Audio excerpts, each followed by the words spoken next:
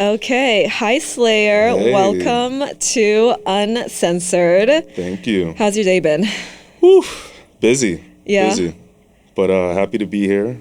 What did your morning look like? Oh boy. So juggling many hats. Did some consulting work, some corporate consulting work, and then had invited to this beautiful podcast. So quickly got ready the night before. But I also have a shoot at 3, so I had to make sure that I'm douched and dangerous for that one. That's usually dangerous. Yeah. I didn't know you do corporate consulting. What type of consulting do you do? Yeah, so a bit of boring, kind of like Superman accounting work. So just it's like the boring 9 to 5 life, and then my alter ego Slayer allows me to live my uncensored kinks. Yeah, I mean, it's important to have that balance, right? You have to kind of get it out somehow. Exactly. How did you get into shooting, performing in the kink space? Yeah, so I originally started with my entire career I've done corporate work. I lost my job during the pandemic, and like many content creators, the pandemic has birthed us, gave us new life. So I lost my job, and I was like, well, I'm not going to be broke. We need to figure out a hustle or something else. And I had always been attracted to trans women. And I have a lot of friends in the trans porn industry. And at the time, a lot of them were creating content that was just a little subpar. They needed male performers. They also needed help with video editing, video production. So I began producing content with trans women back in 2020.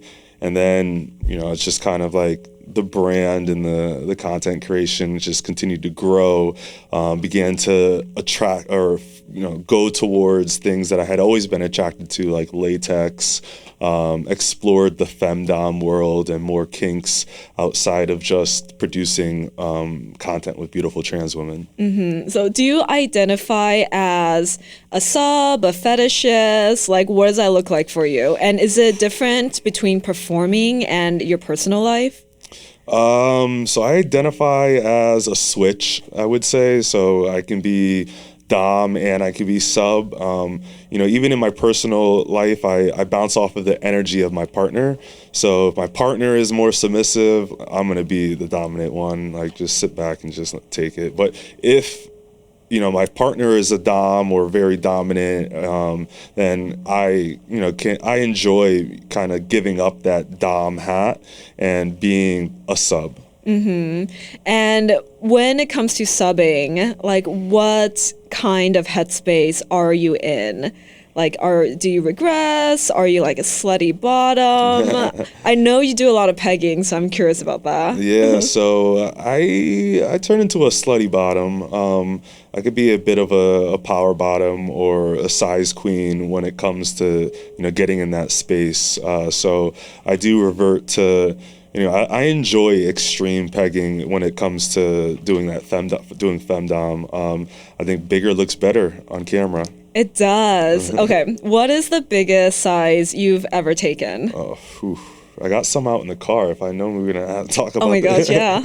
One of my larger dildos is probably about like that big and probably about that wide. Holy shit. I think the diameter is about an 8-inch circumference. Mm-hmm.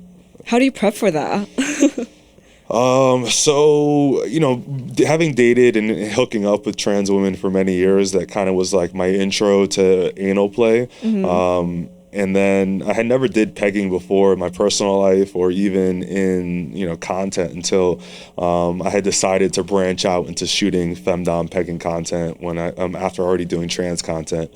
So that anal play preparation with trans women was kind of like a good starter for me. And then, then as I began to do pegging, I start small and then go bigger and bigger. And, I guess the main thing is making sure I'm clean for a good time. And it's like the worst when, you're a messy bottom. Yeah, there was one time I was pegging this guy and he was not cleaned out at all. and I swear, like the entire bed sheet was just like shit stained. Fuck. And the smell of it, I mean, like there's nothing worse than that. And trying to like transition from something sexy to like, okay, I need to clean you up like a baby or a dog now is just the absolute fucking worst. For me, that ruins it for me. Like I'm out of my subspace. Like if I were to make a mess, I'm out of it. Like I feel embarrassed, like a bad dog. Like I'm just like embarrassed, and it's over with for me. So, multiple rounds douching helps, and to do that prep work before you get to your playtime. And do you also fast? I know some people fast for a little while. There was one sub I shot with, and he like didn't really eat for 2 to 3 days in order to be totally cleaned out, like not a speck. Yeah, I do a bit of fasting. Like I've converted to when I'm gonna film, I try to eat light, maybe do veganism. I know I have a fast metabolism, so that helps that I can really time out my eating habits, so that it's tough when you're producing content, pegging content, and you haven't eaten. You get really low energy towards the end of the shoot, so you do need to eat. I need to eat something. Like I'll have like this. Last night I ate, but this morning, what did I eat this morning? I like oatmeal in the morning, maybe like 4 to 5 hours, and then maybe 2 hours before filming I begin to clean out. I just know that I've timed my body that I have it down, but I'm sure some people need to just fast for a day or two, but I can't do that. Yeah, it's very like dependent on each person's bodies. Okay, because you're a size queen, have you ever gotten fisted before? Yes, I started my fisting journey. I remember the first time a dom had asked to fist me, and I was like, yeah, right, hell no. But as I continued to go bigger and bigger, yeah, fisting's actually pretty fun now. And I remember the first time I actually had an orgasm while being fisted, and it was a great experience. Yeah, just punching the prostate punching back and forth. Stroking. Yeah, I started fisting recently. I think I did my first fisting shoot probably a couple months ago. Congrats. And it feels amazing just getting your hand up there. It's kind of like playing with the Muppets, in my opinion. And then you can like really hit the prostate and turn it into a hand puppet. A hand puppet, exactly. And they're making all these noises. And if they're really loose, you can like dive in with both hands. I haven't just gotten like into. I'm not that loose yet. I haven't gotten double-handed. into double hands yet, but You'll get there. we'll I see. mean, That's a part of the dildo. journey. The fisting journey is double hands, and then getting past this part of the wrist, and then getting past this part, and then I can't go that deep. Depth is something that I'm still working on. Yeah. Yeah, it's different for each person, right? Like some people can go like really wide, some people go really deep, and it's body to body. How do you train for depth? Because I assume that's your intestine's your intestine. You can't really stretch it out or whatever. Yeah, Mr. Hanky Toys makes a very good, it's like a snake-looking dildo, and yeah, I don't really train that as much as I should. I do just film a lot, so it's kind of like I need to give my body breaks, and so a lot of times my training is during the filming. But there are toys that you can get to like go deep. They're not as wide. They're just a really long, like snakish looking thing to like continue to go with the curvage of your intestines as you go up. So okay, yeah. Got it. Yeah, I've definitely seen those around before. There's some like really wacky dildos and like butt plugs out there. Oh yeah. There was one time I was doing an anal session with a sub, and it was his birthday, so we're like, let's do like a little birthday celebration. And we had a baby-shaped, like, it wasn't even a plug, it was just a baby-shaped like dildo, essentially, like put it in his ass and made him birth it out. Like, congratulations, happy birthday. Have you seen that porn that it's like unbirthing? Like, say if it's like two women, like the woman's head goes into the woman's vagina and then all the way up in. It's totally, there's a lot of AI effects and digital editing, but essentially it's like unbirthing. Like the woman gets sucked up into the woman's vagina, into the body, and then... Wait, so is she actually putting her head? It's all CGI? Yeah, it's a lot of CGI and it's Okay. super intense. I'll have to send you a link Yeah, I want to afterwards. see that because I've seen hentai of that before. And in hentai, they would go completely in the stomach and the stomach will inflate. And depending on the hentai, like they'll also regress into like an embryo or whatever the fuck. Yeah. I didn't know they were making CGI of that. Oh yeah, it's and they make it really dramatic, like the moaning as like the woman goes up inside the body. It's not for me to, I can't get off on it, but it was interesting to see, and it's like, whoa, what the fuck? Yeah, it's fascinating. I have heard horror stories of people attempting that type of penetration, like with the head Oh, God. into the ass or whatever.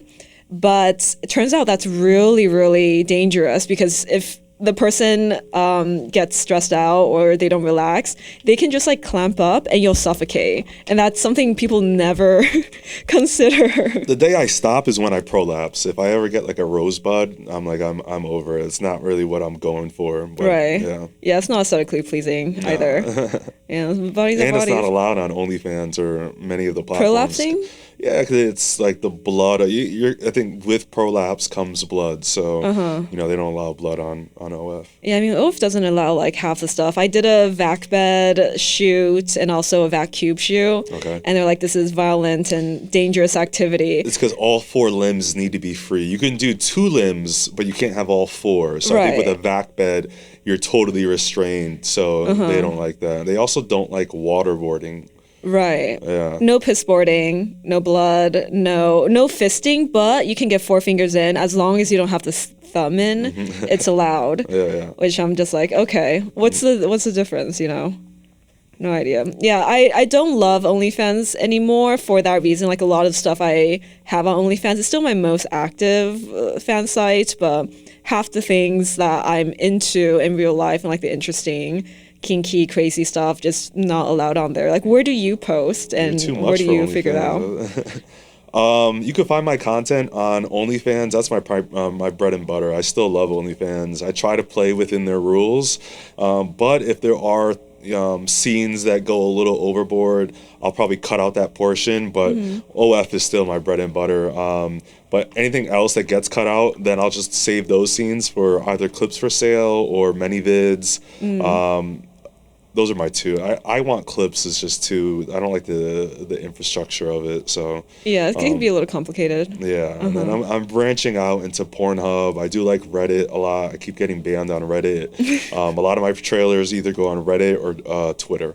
Got it. Do you have like a personal site to post all the weird stuff? Because I have a personal site that I created in order to do like blood play and knife play and torture scenes. Do you have a place like that for yourself? No, I don't. You should, you know. I remember when we connected a few months ago. One of the first, I think that caught my eye, and I had just learned about CNC. I love CNC. And yeah, so I'm looking to. I mean, we haven't had a chance to talk about it, but do you want to get kidnapped? Yeah. So okay, I want to throw you in a white van and do all sorts of stuff. I'll tell you, one of the biggest fantasies when I was young started off with, I don't know, many people remember the movie Jawbreaker. I've never seen it. Oh, okay, yeah. So, what's happening there? So Jawbreaker was like a 90s or early 2000s movies, high school teen girls, all hot. The cool girls, all the cool girls. One of the cool girls, they end up doing a prank on her. And so they're friends, and they do a prank on one of them where they kidnap her for her birthday. They stuff her in the back of a car, and they put a huge Jawbreaker candy in her mouth and maybe like duct tape her. And then by the time they take her out of the trunk of the car, the girl is dead. So it was you're like, I'm turned on. Yeah, it was the girls, and then they found like a nerdy girl who was like a witness, and they didn't want to kill her, so they ended up promising to make her popular. So the transition of a nerd girl going to like a hot, like popular girl, but I don't know why, it just did something for me. And then I always like had this fantasy of like waking up just like kidnapped, tied. There was another movie, I forget the name of it. It's a really much older movie, a Steven Spielberg movie, where like a writer got kidnapped and he like crashed off the side of a road.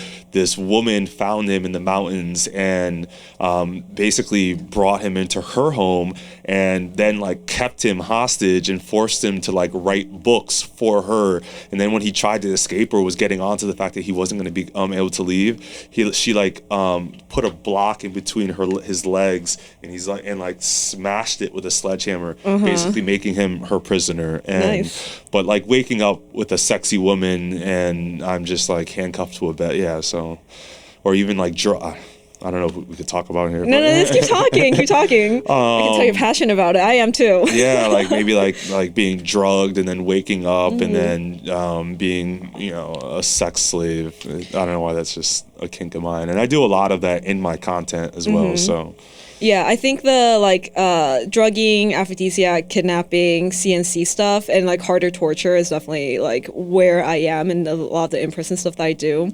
I once had a sub who I'm going to try to not, I'm going to be discreet about it. He worked in a field where he had access to a lot of chemicals, and he would create his own like mixture. And we went into a session. He wanted to do chemical bondage.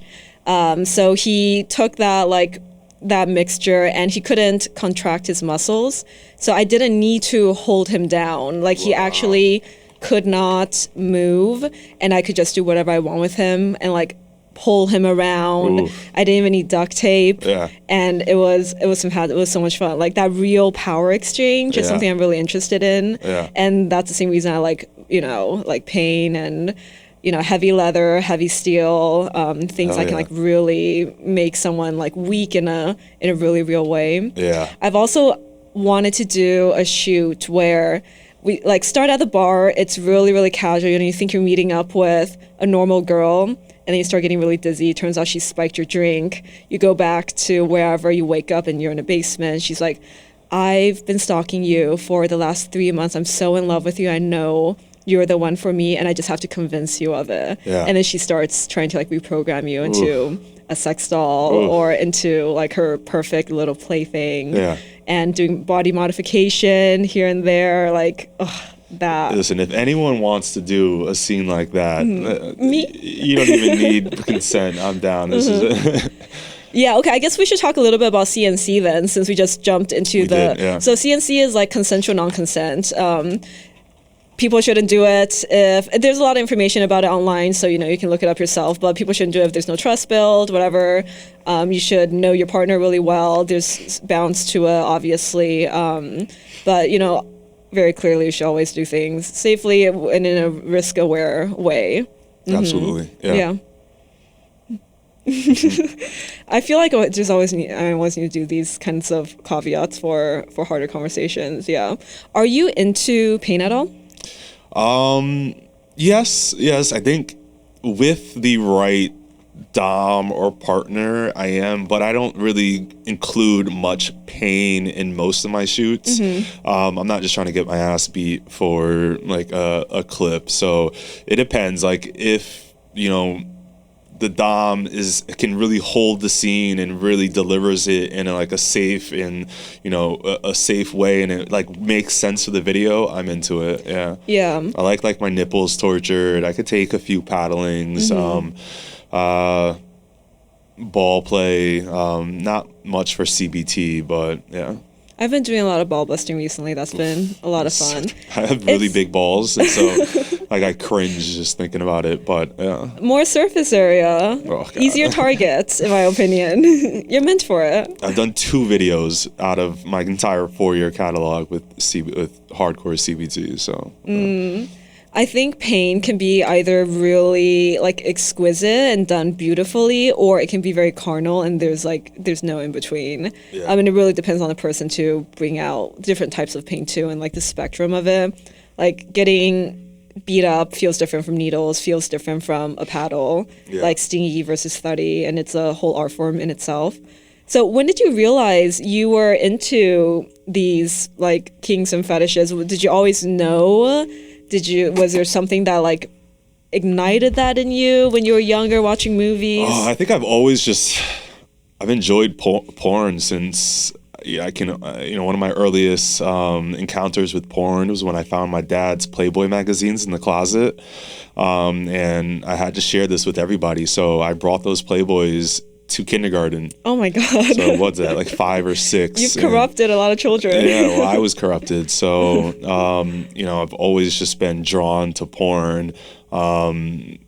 Just early days of getting a computer, and then I'm damn sure shouldn't have been left in the basement with a computer to my own devices. So after school, just rushing home and, dial up, slow ass speeds, downloading porn back in the day. And, my kinks kind of just like just grew from there, from just watching beautiful women to then enjoying watching the beautiful women with a really nice cock. And then, I think I've got a big nail fetish. So like looking at the nails as it sucked the dick. And then one day I discovered trans porn, and that just, opened up a whole new world for me. And, I kind of, and now I love the beauty of trans women. And that's part of what I enjoy doing, is sharing that beauty of trans women in my videos. So yeah, it's been a while.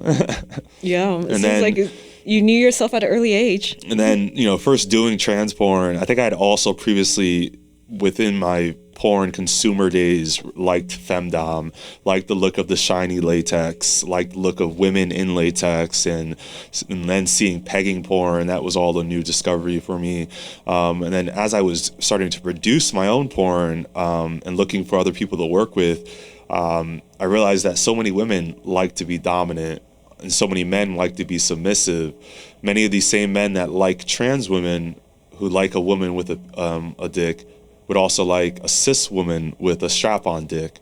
So they were really two close niches that I said, why not bring together? And, whether one day I do a trans shoot or another day I do a femdom shoot, one day one fan of the trans content might walk over or come over and also enjoy my femdom content. So and then vice versa, guys that like the femdom or cis women might see a trans woman that I've worked with that also they would enjoy. So yeah, I love strap-on play, and I remember the first time like I got it on myself, and the feeling of it was so incredibly powerful to wield it and also be in the position of doing the penetrative act. I sometimes get questions from like subs or guys in general where they're like, you don't feel anything, like what's the point of it, right?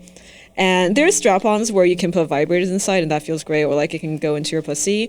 But I also feel it's a huge like psychological rush to be the person like being aggressive and fucking and making them take it and holding them down. Yeah, and with women, it is very sex and orgasms is all psychological. But I guess the question for you is, and that I've even been wondering is, do you feel it? Like, I know, like, it's right, the strap-on harness is like right there. Yeah. Maybe it's my misconception that you do get a little rubbing action to the clitoris. Like, do you? Yeah, so that does happen depending on the strap. Like certain straps, it doesn't do that much, but there's straps where you can, again, like put a vibra on it. And it does rub. There's certain positions where that works a little bit better. Like I think if I'm on my back with a strap and the guy's on top, and there's more of that like gyrating action going on rather than like in and out. That tends to feel really, really good. And that's a hard position for guys to be riding. You all need to learn how to ride properly, in my opinion. Like spread your leg, watch, do it like the porn stars, like bounce on the dick.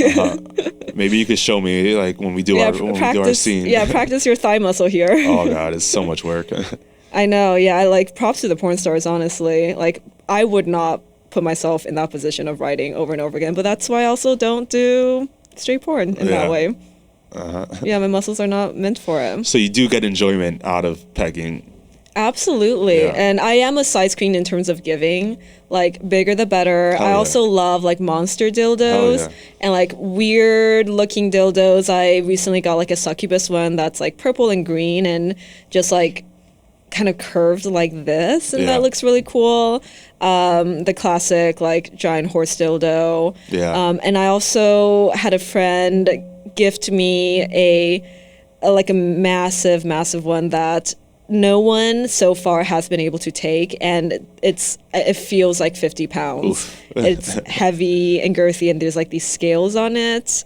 That looks really, really cool. Like a crocodile or like a seahorse? It's like, it's just like it's like a mystery monster of some kind. Yeah. And I also got a cow one recently. Fucking cow one. Yeah, that one's difficult because the tip is flat, right? And it's just hard to get it in. But there was one sub named Hole who I was able to get in because he's a hole. Just a fucking hole. Just a meat hole. Yeah. Yeah, just an animal. That's the best subspace. Like when you're just there to be a hole, just to be wrecked and ruined and stretched. Like when I get there, it's total slut vibes. Yeah, it's good to not think, and I can do all the thinking. Oh yeah. Yeah. You don't have to use your brain cells. None. Just numb my brain with poppers and just Poppers are so popular. Oh yeah. Yeah, I love poppers. Poppers with weed, I think, is like the ultimate goon sesh combination. Oh yeah. You really don't need anything else. No. And it's all legal. No. I love a good gas mask too. Hoping to do that today in my next shoot, and then get on a flight and just a red-eye flight back to Miami and just knock the fuck sleep out. Like a baby. Popper world and whole ruined. Yeah. That's amazing. What was I gonna ask? It totally slipped my mind. But what was it? What is your favorite? What's your favorite type of shoot to do as of like right now? Because you have such a wide range. My favorite type of shoot to do right now.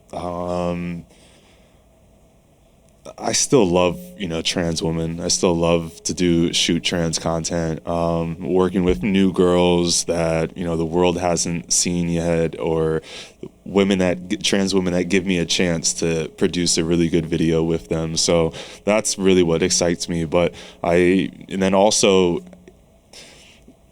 helping DOMs create quintessential pegging pieces in their catalog, I think also still excites me too, because a lot of DOMs are looking for or don't have a good sub that is good on camera to work with, or that allows them to do a creative shoot. So when I get to work with a DOM who likes to be creative and open-minded, that also is like it touches my creative like soul and spirit. Yeah, there is a lack of pro subs in this industry that are professional. You're one of, I think, 3, to be honest, that is like well verified. So it's really cool to see you be so consistent and like come through. Like I reached out to you because Dasha was like, he's great, and then like 5 other DOMs were like, he's great, he always comes through, he's prepped, and like a lot of fun to work with and very reactive. Sometimes subs, in my experience, when they hit that subspace, they're not super reactive, right? Yeah. But like you also know how to like work the camera at the same time while being, in a state where you're barely functioning. Yeah. Which just is great. taking it, but still giving it. Yeah, exactly. Mommy. Yeah, I do like exactly. mommy play too. Mommy play is really good. Yeah, Dasha's great for that. Oh yeah. I mean, her big naturals, Oh. Dasha's got a huge one that came to mind. That when you said that 50-pound one. I saw. Yeah. The one that goes down to her knee. Yeah, it's like down to her knee. Wait, did you take that one? I tried. I think I only took like the head. Got past the head on that one. Yeah, that's an insane size. We needed a gas mask and poppers, heavy poppers to try, and so next time I come to New York, that's on my hit list to overcome.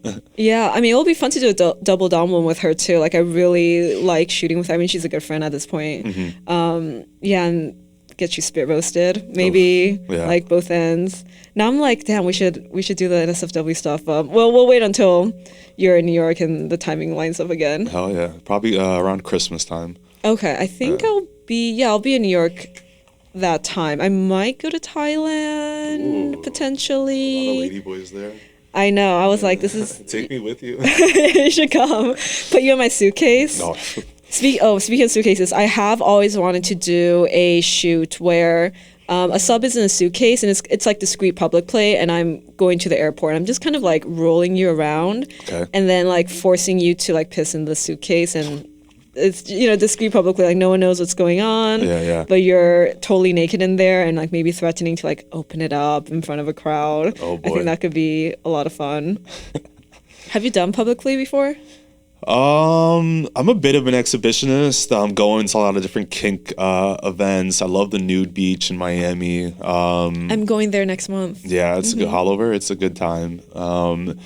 But as far as content wise, no, because it's just not allowed. So, and you need to have consenting people in your videos. So Yeah, I think there's ways to cheat it. yeah, blur out the whole background, but they know there's people in the background. Yeah, or I think like there's some like CGI that could happen, or I don't know. I think there's ways to shoot it in a way that like isn't disruptive to the general public. Yeah. Yeah.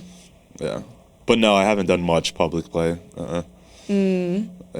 I think that would be fun. Yeah, it's too. OF also doesn't allow it anymore. Like even if you shoot from outside the hotel looking in through the glass, that's also Yeah.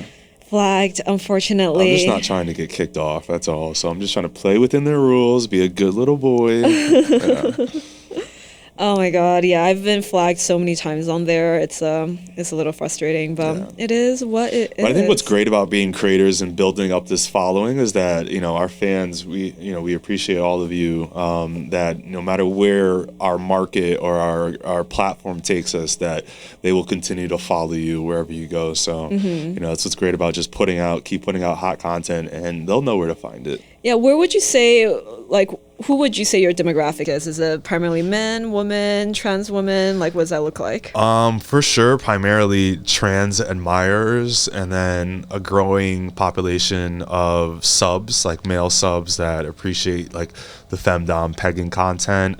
But then, you know, I'm always surprised when I get like a female subscriber that will message me, or I just had a guy like message saying that his girlfriend found my content and now they're going to seek out to have their first trans experience as a couple. Oh, cute. So yeah, I love that those type of messages. So yeah. Have you gotten any crazy custom requests before?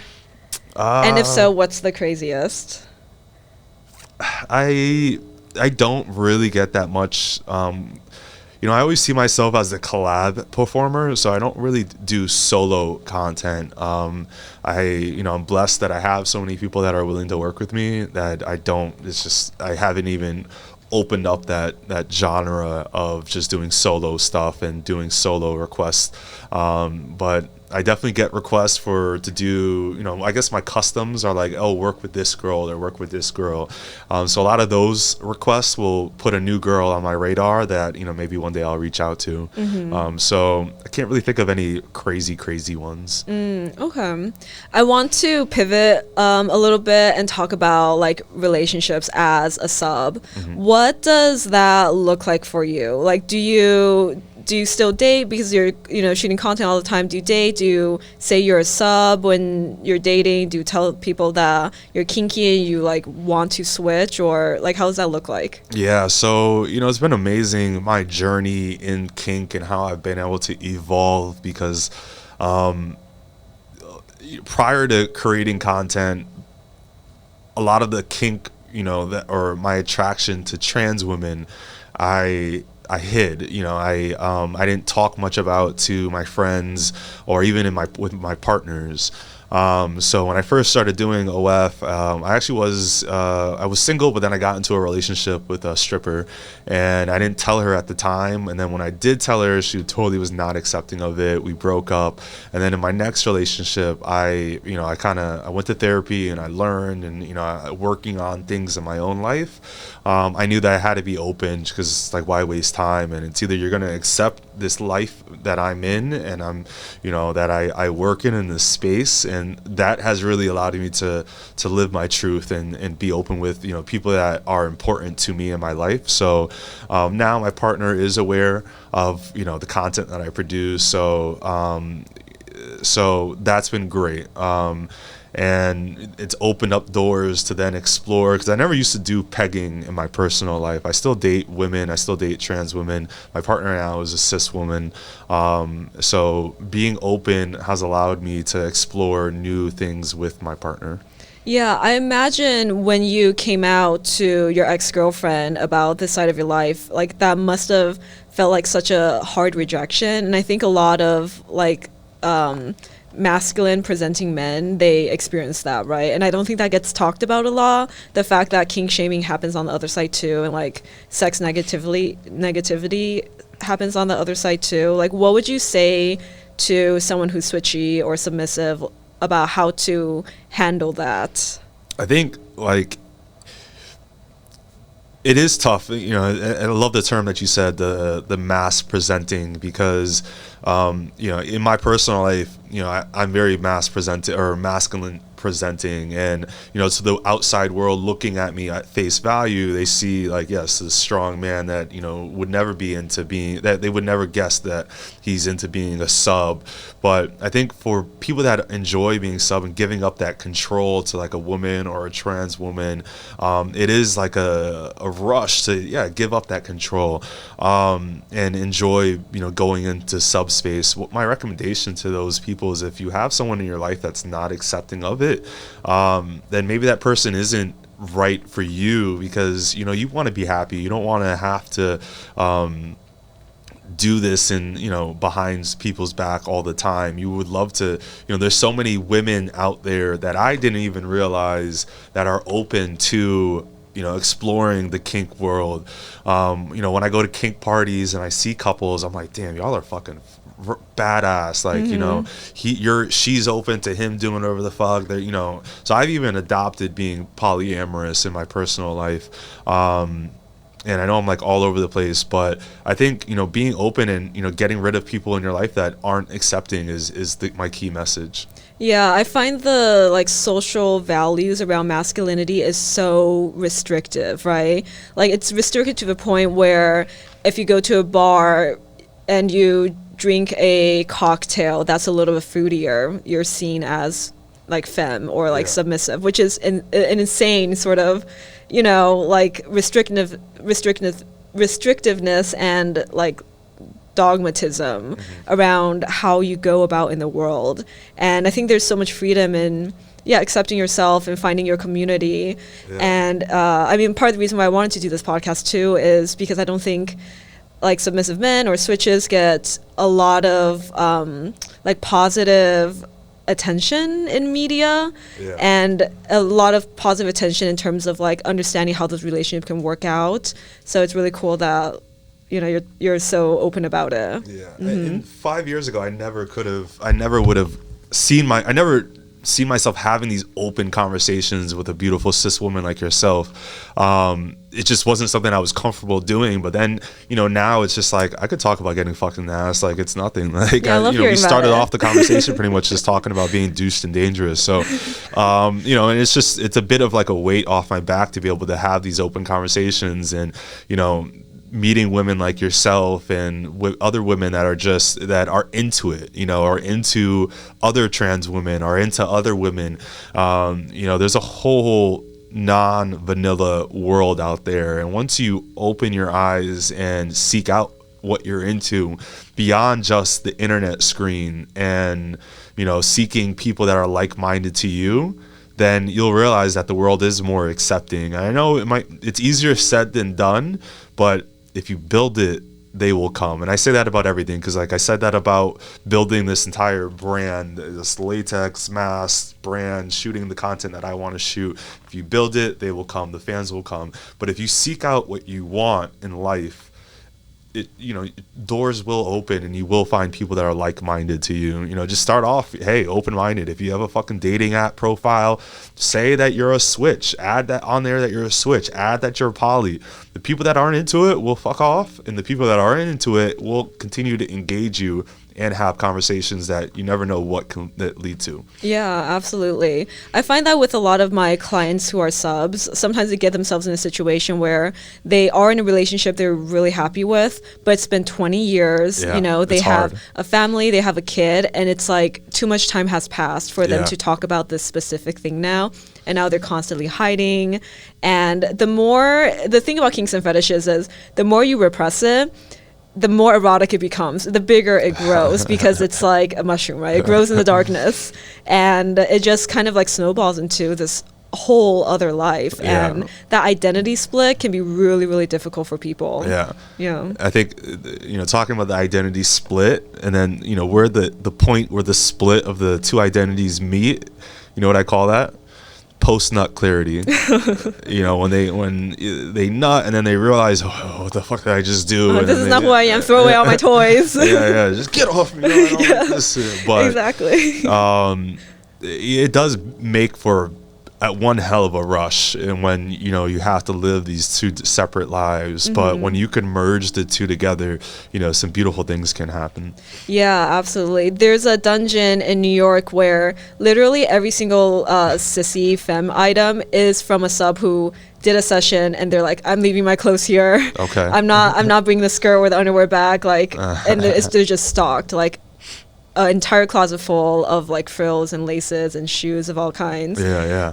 And yeah, that happens all the time. That like post nut clarity, and then people throwing things away and like pretending that's not who they are rather than integrating. Yeah, I can't imagine living that way, to be honest. It's it feels like living at, I don't know, like 60%, right? Because people think like sex is just in the bedroom, but it's everything. Right, it affects the way you relate to people. It affects the way that you relate to yourself. It affects your personal like view of the world and bodies in general. And it's actually like a much bigger deal than people make it out to seem. Absolutely, yeah. It drives us. It wakes me up every morning. I mean, I wake up with a heart on every day, and I'm just like, what am I gonna do to like live out this Yeah, and I would say too, a lot of my subs are like very successful, masculine presenting men in their day lives too. Like they're really, really, like good at their careers. Part of it might be also because my in-person rate's a bit higher, but they're like really like big in the tech world, in the finance world. They own a lot of properties, they have a lot of assets, and that's really impressive for me. Like that's really attractive when a sub is able to like navigate the full spectrum of their personality. And it's even hotter when they can accept it as a part of themselves. Yeah. Yeah, it takes a lot of courage. So Absolutely. Yeah, I appreciate men who are able to do that. Oh yeah. What is one thing about the kink and like BDSM world that you think people would find surprising that they should know about?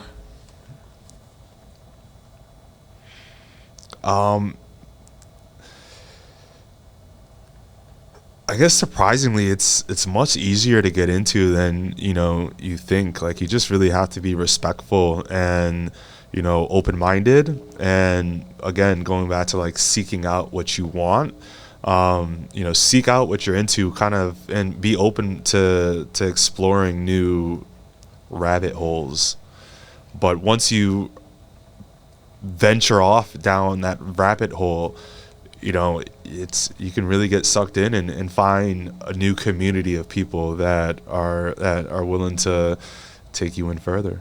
Yeah. Do you have any hard limits that you're like, these are absolute no's that I've tried before or I know about, but I'm absolutely not going to try it even once? Yeah, sounding. Really? Hell Sounding? No, never. Why not? Never. I feel like that's an easy one compared to pegging. Really? I think, it's Yeah. funny because everybody has their kinks, and I think peg me all day, tie me up and, Yeah. It's just invite all your friends. it's a smaller penetration.